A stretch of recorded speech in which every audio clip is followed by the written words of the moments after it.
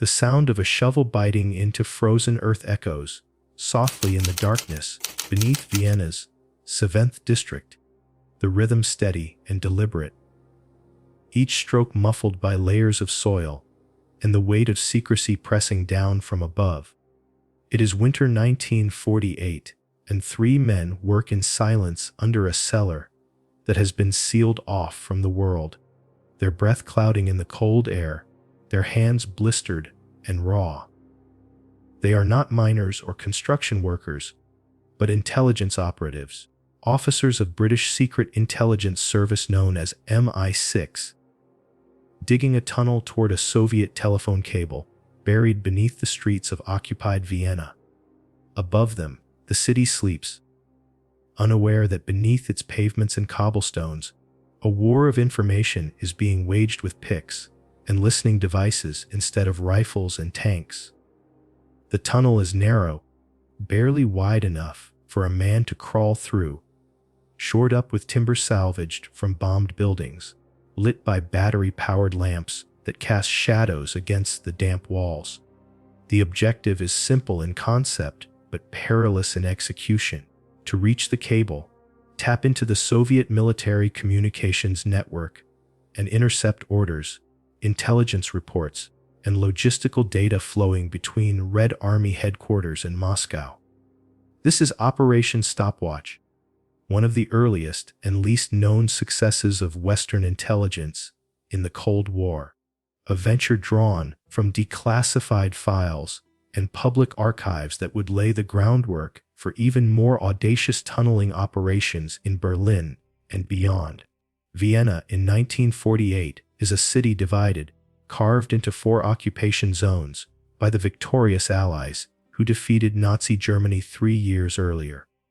The Americans, the British, the French, and the Soviets each control a sector, and the city center is administered jointly, a strange mosaic of competing ideologies and mutual suspicion. The wartime alliance has fractured, replaced by a cold hostility that defines the emerging conflict between East and West. The Soviets, entrenched in their zone in the north and east of the city, maintain a significant military presence, and their telephone and telegraph cables run beneath the streets, connecting Red Army command posts to logistical hubs and eventually to Moscow. British intelligence, operating out of the Allied Commission headquarters and various safe houses scattered across the British sector, understands that intercepting Soviet communications could provide invaluable insight into military planning, troop movements, and political intentions. The idea of tapping the cables is not new. British and American signals intelligence units have been intercepting radio and landline traffic since the war, but the post-war environment demands subtlety and deniability. A tunnel offers the advantage of being invisible, undetectable if executed properly, and capable of providing continuous access to enemy communications without the risk of detection inherent in radio interception or agent recruitment. The decision to proceed with Operation Stopwatch is made at the highest levels of MI6, with input from the newly formed Central Intelligence Agency, CIA, in the United States. The British take the operational lead, drawing on expertise gained during the war when similar techniques were used to tap German communications in occupied Europe. The planning begins in late 1947, with reconnaissance teams identifying the location of Soviet telephone cables by studying pre-war utility maps, observing construction crews, and bribing local workers who have access to municipal records. The target cable is located beneath W.W. Hringerstrasse, a street that runs through the border area between the British and Soviet sectors, and the decision is made to begin the tunnel from a building in the British zone, digging under the street to reach the cable on the Soviet side. The building chosen for the operation is a nondescript apartment block with a cellar that can be accessed without attracting attention, and the British quietly lease the property through a front company, installing a security cordon around it to prevent unauthorized access. The operatives assigned to the task are drawn from the Royal Engineers and from intelligence units with experience in covert operations. Men who understand the technical demands of the mission and the risks of discovery. The excavation begins in January 1948 and continues for several months, the work proceeding slowly to avoid detection. The soil is frozen and compacted, requiring careful digging to prevent collapses, and the tunnel is ventilated using makeshift air ducts that run back to the cellar. The spoil, the dirt removed from the tunnel, is hidden in the building itself, packed into walls and under floorboards, and some is transported out in small quantities under cover of night. The operatives work in shifts, rotating every few hours to manage fatigue and maintain alertness, and the operation is conducted under strict operational security, with only a handful of officers aware of the full scope of the mission. The British employ a technique known as cut and cover in some sections, digging a shallow trench and then concealing it with boards and soil. But the primary method is traditional tunneling, advancing inch by inch toward the cable. The risk of discovery is constant. Soviet patrols pass overhead, and any unusual sound or subsidence could trigger an investigation.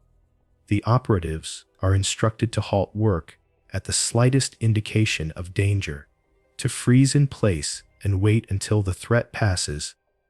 And there are moments during the operation when Soviet soldiers stand directly above the tunnel, unaware that beneath their boots, with British intelligence is listening to their footsteps.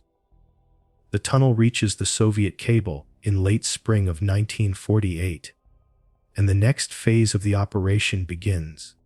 The cable is a thick bundle of copper wires encased in lead and wrapped in protective layers, and tapping it without causing a detectable drop in signal strength or introducing noise requires precision and expertise. The British bring in signals intelligence specialists from Government Communications Headquarters, a GCHQ, the British agency responsible for intercepting and decrypting enemy communications. And these technicians design a device that can attach to the cable without cutting or damaging it. The device, known as an inductive tap, uses electromagnetic induction to capture the signals passing through the cable without direct electrical contact, a technique that leaves no physical trace and does not degrade the quality of the transmission. The tap is installed in a matter of hours, the technicians working in near total darkness to avoid any light leaking into the tunnel, and once it is in place, the wires are run back through the tunnel to the cellar, where a listening post is established. The post is manned around the clock by teams of Russian-speaking translators and intelligence analysts who record the intercepted conversations, transcribe them, and forward summaries to MI6 headquarters in London. The intelligence gathered through Operation Stopwatch is substantial and immediate in its impact. The intercepted communications reveal details of Soviet military deployments in Austria, including the locations of Red Army units, the movement of armor and artillery, and logistical plans for supplying forces in Eastern Europe. The Soviets, believing their landline communications to be secure, speak with a frankness that is absent from radio transmissions, and the conversations include discussions of troop morale, equipment shortages, and political directives from Moscow. A British intelligence learns about Soviet concerns regarding the growing influence of the United States in Western Europe, about internal debates within the Red Army command structure, and about the challenges the Soviets face in maintaining control over the territories they occupy. The information is shared with the Americans, who are impressed by the quality and detail of the intelligence, and the success of Operation Stopwatch strengthens the case for similar operations in other cities. The CIA, still finding its footing as an organization, takes careful note of the techniques used and begins planning its own tunneling operations, laying the groundwork for what will eventually become Operation Gold, the Berlin Tunnel, a much larger and more ambitious project launched several years later. The technical challenges of maintaining the tap are considerable and require constant vigilance. The listening post in the cellar is cramped and poorly ventilated, and the equipment, including reel-to-reel tape recorders and amplifiers, generates heat that must be managed to prevent overheating and equipment failure. The operatives rotate shifts every 6 hours, and the work is mentally exhausting, requiring intense concentration to pick out meaningful conversations from the background noise and static that accompany the intercepts. The translators, many of whom are émigrés from the Soviet Union or Eastern Europe, work under pseudonyms and are not told the full details of the operation, knowing only that they are transcribing intercepted Soviet communications. The security measures are rigorous, with all personnel subject to background checks and continuous monitoring, and any breach of protocol is treated as a potential compromise of the entire operation. The British also employ counter-surveillance measures, monitoring Soviet activity in the area for any sign that the tap has been detected, and there are contingency plans in place to destroy the equipment and collapse the tunnel if discovery appears imminent. The economic and logistical dimensions of Operation Stopwatch are modest compared to later operations, but they are nonetheless significant. The British fund the operation through discretionary intelligence budgets, and the costs include the lease of the building, the salaries of the operatives and translators, the purchase of specialized equipment, and the expenses associated with maintaining the listening post. The total expenditure is estimated to be several £1,000s, a fraction of what will be spent on the Berlin Tunnel, but still a substantial commitment for an intelligence service operating in the austere post-war environment. The operation is also logistically complex, requiring the coordination of multiple agencies and the movement of personnel and equipment across a city divided by occupation zones and political boundaries. The British rely on their official status as occupying power to move freely within the British sector, but any activity that crosses into the Soviet zone or draws attention from local authorities risks exposure. The operation is therefore conducted with extreme caution, with every movement and communication carefully planned and executed to minimize the risk of detection. The political context in which Operation Stopwatch unfolds is one of escalating tension between East and West. The Soviet blockade of Berlin begins in June 1948, just as the Vienna Tunnel is becoming fully operational, and the Western response, the Berlin airlift, demonstrates the willingness of the United States and Britain to confront Soviet aggression through means short of war. The intelligence gathered in Vienna contributes to the broader understanding of Soviet capabilities and intentions, informing policy decisions in London and Washington, and shaping the strategies employed in the emerging Cold War. The intercepts reveal that the Soviets are stretched thin, struggling to maintain their occupation forces and to manage the political and economic challenges of controlling Eastern Europe, and this knowledge emboldens Western leaders to resist Soviet pressure and to pursue policies of containment and deterrence. The operation also highlights the importance of signals intelligence as a tool of statecraft, demonstrating that technical means of intelligence collection can provide insights that human agents cannot, and that the ability to intercept and analyze enemy communications is a strategic asset of immense value. The operational security of Operation Stopwatch is maintained throughout its active phase, and there is no indication in declassified records that the Soviets detected the tap while it was in operation.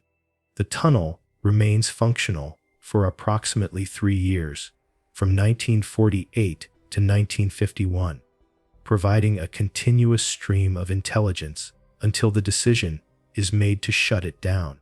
The reasons for the closure are not entirely clear from available sources, but it appears that the British decided the risks of continued operation outweighed the benefits, particularly as the Soviets began to upgrade their communications infrastructure and to implement more rigorous security measures. There is also evidence that British intelligence shifted resources toward other priorities, including the planning of the Berlin Tunnel, which promised even greater returns. The tunnel is carefully sealed and the equipment removed, and the building is returned to civilian use with no public acknowledgement of the operation. The translators and operatives are reassigned to other duties, and the existence of Operation Stopwatch remains classified for decades, unknown only to those who participated and to a small circle of senior intelligence officials. The legacy of Operation Stopwatch is felt most directly in the planning and execution of Operation Gold, the Berlin Tunnel, which begins in 1954 and operates until its discovery by the Soviets in 1956. The lessons learned in Vienna, the techniques for tunneling, the methods for tapping cables, the procedures for managing a listening post, all of these are refined and scaled up for the Berlin operation, which involves a tunnel nearly a quarter-mile long and intercepts communications from a much larger Soviet installation. The success of Operation Stopwatch provides the confidence and the proof of concept needed to justify the risks and costs of the Berlin Tunnel, and many of the same personnel who worked in Vienna are involved in the planning and execution of the later operation. The CIA takes the lead in Berlin with MI6, providing technical support and operational expertise, and the partnership forged in Vienna becomes a template for Anglo-American intelligence cooperation throughout the Cold War. The human dimension of Operation Stopwatch is defined by the quiet professionalism of the men who carried it out, operatives who lived for months in the shadows, working in cramped and dangerous conditions with little recognition or reward. The physical toll is considerable. The work of digging and maintaining the tunnel leaves many with chronic back pain and respiratory problems from the dust and poor air quality, and the psychological strain of operating under the constant threat of discovery is immense. The translators, listening hour after hour to the voices of Soviet officers and soldiers, develop a strange intimacy with their subjects, coming to recognize individual voices and to understand the personalities and concerns of the people they are surveilling. Some translators later report feeling conflicted about their work, aware that the information they were gathering might one day be used to harm the men whose conversations they recorded, yet also convinced that the intelligence was necessary to prevent a larger conflict. The operatives themselves are bound by secrecy, unable to discuss their work, even with family members, and many carry the memories of the operation in silence for the rest of their lives. The turning point for the broader intelligence campaign in Vienna comes not with the closure of Operation Stopwatch, but with the gradual shift in the strategic environment as the Cold War matures. By the early 1950s, the Soviets have consolidated their control over Eastern Europe, and the lines of division between East and West have hardened into the Iron Curtain. The Korean War, which begins in June 1950, redirects American and British attention and resources toward Asia, and the intelligence priorities in Europe shift toward understanding Soviet nuclear capabilities and missile development. The intercepts from Vienna, while still valuable, become less critical as other sources of intelligence, including aerial reconnaissance and signals intelligence from larger installations, provide broader and more detailed coverage of Soviet activities. The decision to close the tunnel reflects this shift in priorities, a recognition that the operation has run its course, and that the resources can be better deployed elsewhere. The aftermath of Operation Stopwatch is marked by a long silence. The operation remains classified for decades, and it is not until the 1990s, following the end of the Cold War and the opening of intelligence archives, that details begin to emerge. Historians gain access to British and American records through Freedom of Information requests, and former operatives, now elderly and released from their secrecy oaths, begin to share their experiences in interviews and memoirs.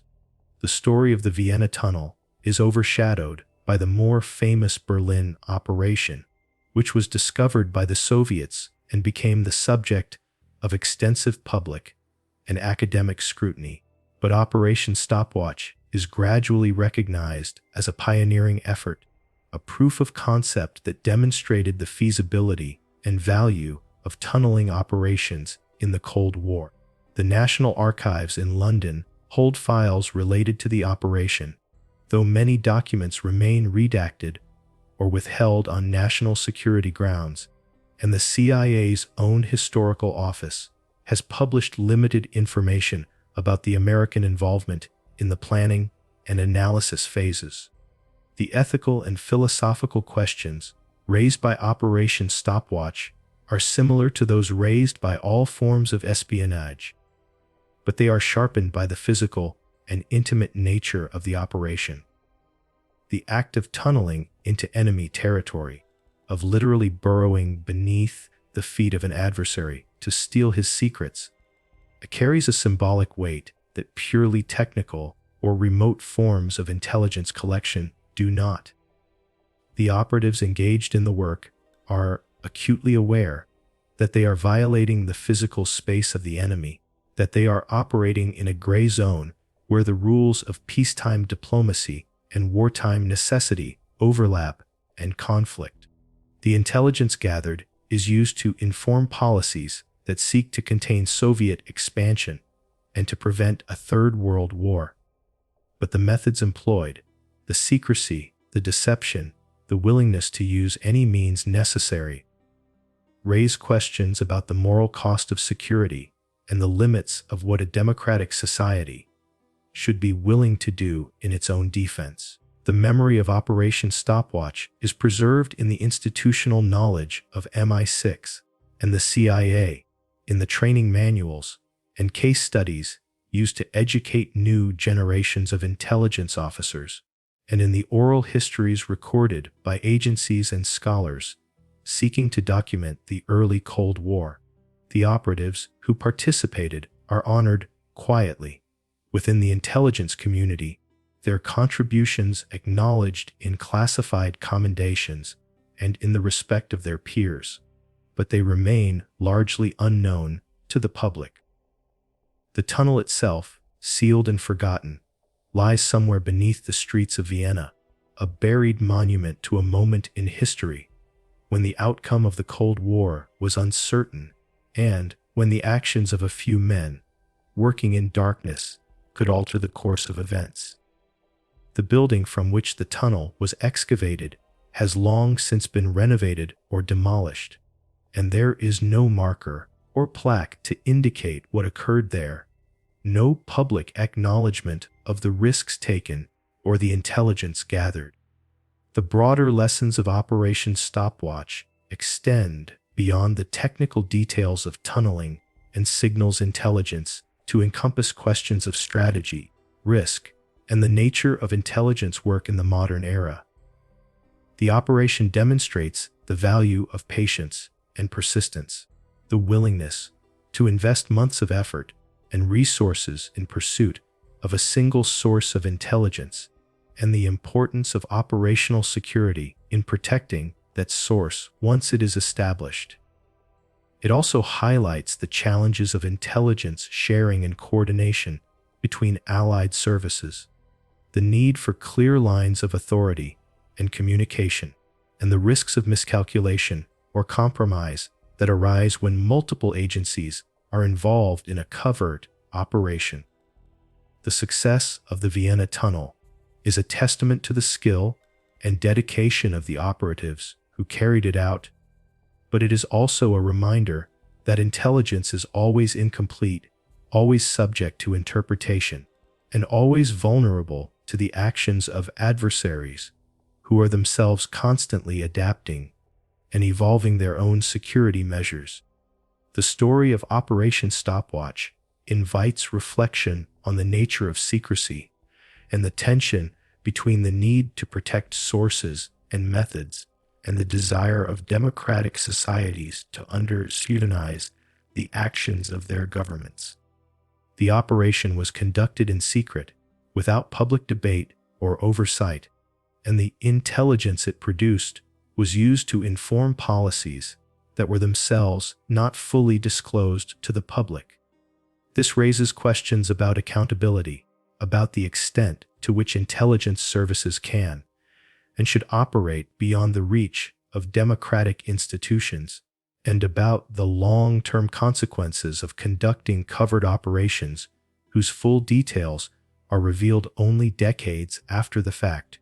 The declassification of information about Operation Stopwatch, while incomplete, represents an acknowledgement that the passage of time and the end of the Cold War have reduced the risks associated with disclosure, and that there is value in allowing historians and the public to understand how the conflict was waged and what methods were employed.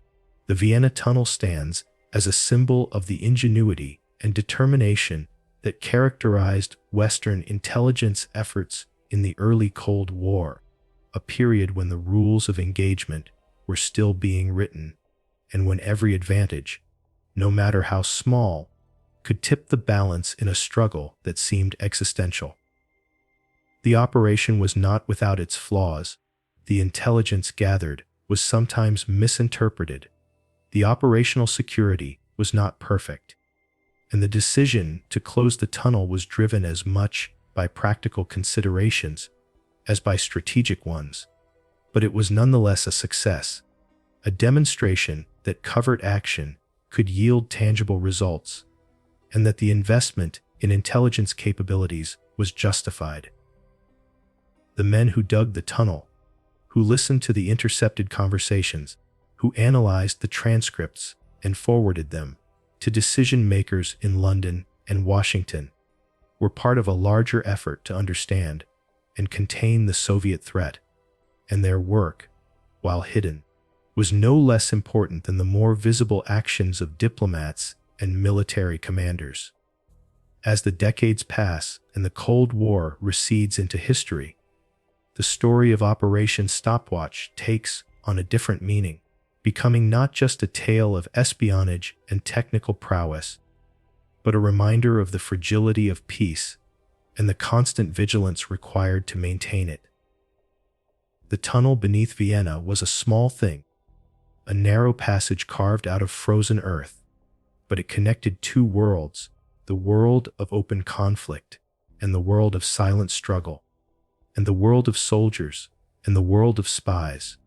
It was a place where the Cold War was fought not with weapons, but with patience and skill, where the stakes were measured not in territory gained or lost, but in the quality and timeliness of information.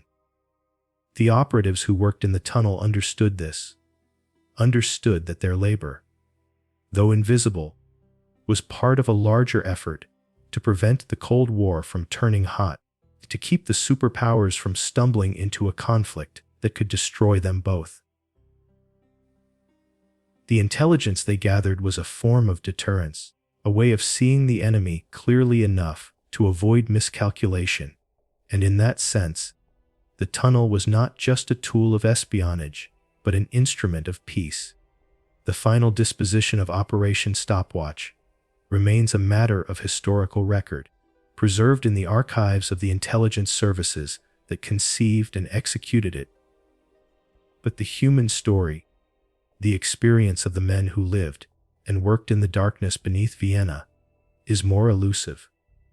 Some have spoken in later years, sharing fragments of memory and reflection, but many have taken their secrets to the grave, bound by oaths and by a sense of duty that transcended personal recognition. The tunnel is gone, the equipment destroyed or archived, the building above it transformed by time and commerce, but the legacy endures in the methods and doctrines of modern intelligence, in the willingness of nations to invest in covert capabilities, and in the understanding that information, carefully gathered and skillfully analyzed, can be as powerful as any weapon. Operation Stopwatch was a beginning, a first step in a campaign that would last for decades, and its success laid the foundation for the operations that followed, each one building on the lessons of the last, each one pushing the boundaries of what was possible in the shadowed realm where nations contend without declaring war. The men who dug the tunnel beneath Vienna did so in the belief that their work mattered, that the intelligence they gathered would help to keep the peace, and history has largely vindicated that belief. The Cold War did not become a hot war. The superpowers did not destroy each other, and while many factors contributed to that outcome, the intelligence gathered by operations like Stopwatch played a role, providing the understanding and the early warning that allowed leaders to make informed decisions. The tunnel was a small victory in a long struggle, a moment when ingenuity and courage combined to achieve something that seemed impossible, and it stands as a testament to the idea that even in the darkest times, human effort and imagination can change the course of events. The story of Operation Stopwatch is a story of the Cold War itself, a conflict fought not with armies, but with information, not with declarations, but with silence, a war in which the greatest victories were often the ones that went unnoticed, the crises that were averted, the wars that were never fought.